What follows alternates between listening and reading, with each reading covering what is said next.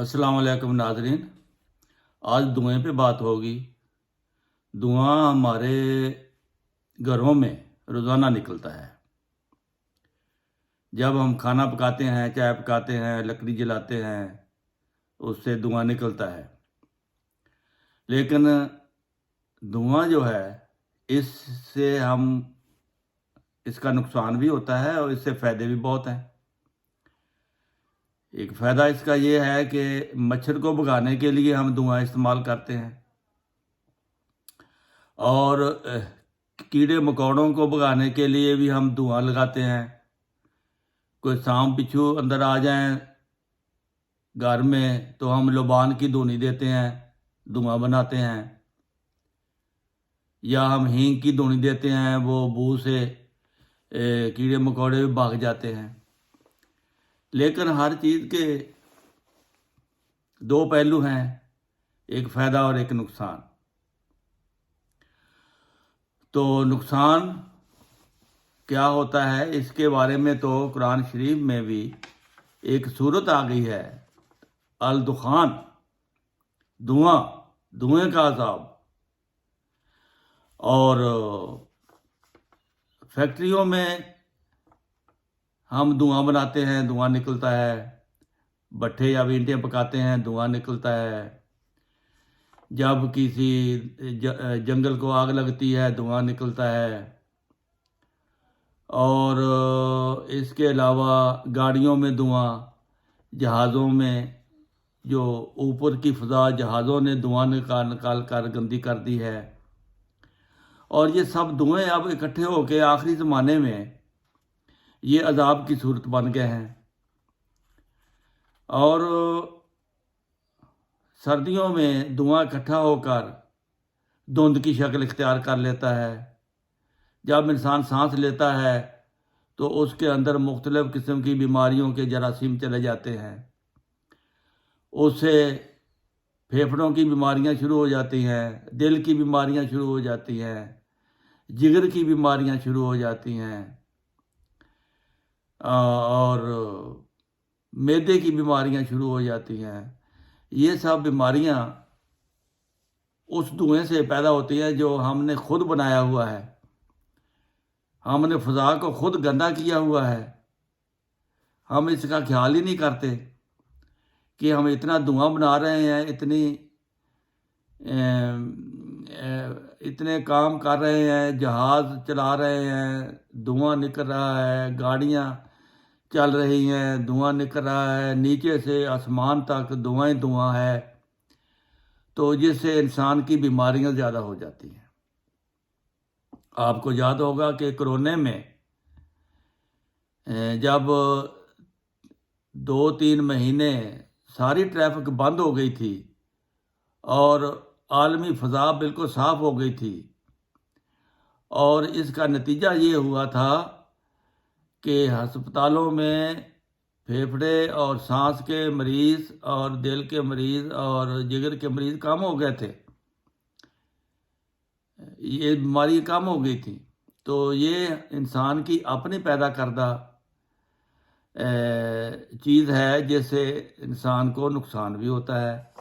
انسان بناتا فائدے کے لیے ہے، جو ٹریفک چلتی ہے انسان کے فائدے کے لیے ہے، لیکن اس کا یہ نقصان ہے کہ انسان کو بیماریوں میں اضافہ ہوتا جا رہا ہے۔ اس کے علاوہ ایٹم بم کا دھواں ہے۔ ایٹم بم کے دھواں یہ چھوٹا عذاب تھا پہلا، اور ایٹمی دھوئیں کا عذاب جو ہے وہ سب سے بڑا عذاب ہے انسانیت کے لیے۔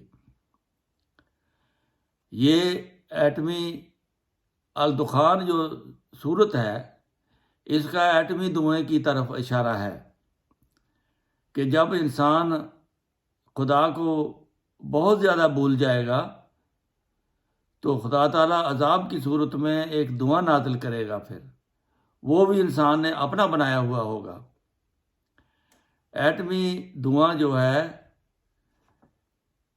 جب ایٹم چلتا ہے تو دھواں پیدا ہوتا ہے، وہ جدھر کو دھواں جاتا ہے اس کے ارد گرد نیچے آسمان پر کوئی زندگی نہیں رہتی، یہاں تک کہ زمین میں دفن جو جراثیم ہوتے ہیں میلوں نیچے، وہ بھی تباہ ہو جائیں گے جب ایٹمی دھواں چلے گا۔ تو ایٹمی دھواں تب ہوگا جب ایٹم بم چلے گا۔ ایٹم بم کیوں چلے گا؟ یہ عذاب کی صورت ہے۔ پہلے وہاں لکھا ہے کہ وقفہ وقفہ سے یہ عذاب آئے گا۔ یہ عذاب اسی طرح وقفہ وقفے سے مراد یہ ہے کہ پہلے جنگ عظیم اول ہوئی،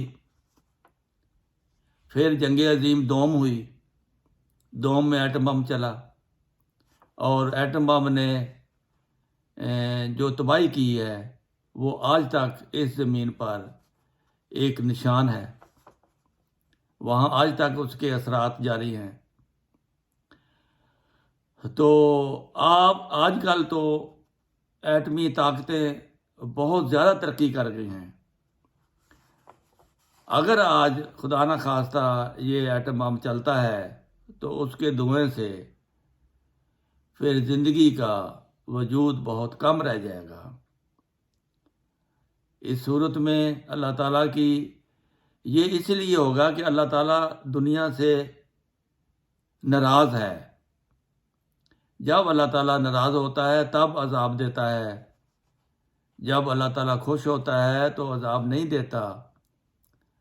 لیکن ہماری اس دنیا کی حرکات و سکنات جو ہے، جو کام ہیں، جو کاروبار ہیں، وہ سب اللہ تعالیٰ کی ناراضگی کا موجب بنے ہوئے ہیں۔ ایسے اعمال ہیں ہمارے کہ اللہ تعالیٰ کی ناراضگی کا موجب ہے، اور اس سے بہت زیادہ خطرہ ہے، بلکہ وہ وقت آ گیا ہے جو قرآن کی پیشگوئیاں پوری ہونے کا وقت آ گیا ہے کہ سورۃ دخان آئی ہے اس لیے کہ جب انسان بالکل اللہ تعالیٰ سے دور چلا جائے گا، پھر اللہ تعالیٰ دھوئیں کی وجہ سے انسان کو عذاب دے گا۔ تو یہ بہت خطرناک وقت ہے۔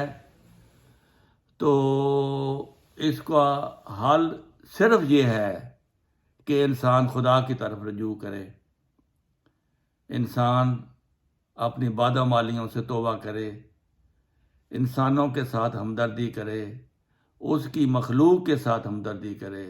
انسان نہیں بلکہ اس کی پوری مخلوق جو ہے وہ آج انسانوں سے تنگ ہے، غریب بھی تنگ ہے، امیر بھی تنگ ہے، سیاستدان بھی تنگ ہے،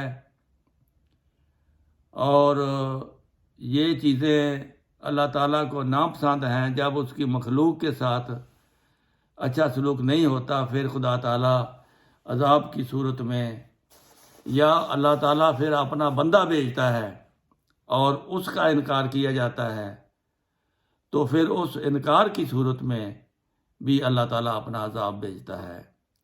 اور یاد رکھیں اس زمانے کا جو عذاب ہے وہ دھوئیں کی صورت میں ہے، کیونکہ یہ قرآن کریم میں اللہ تعالیٰ نے اس کا فیصلہ فرما دیا ہے اور انسان کو خبردار کیا ہے کہ اگر تم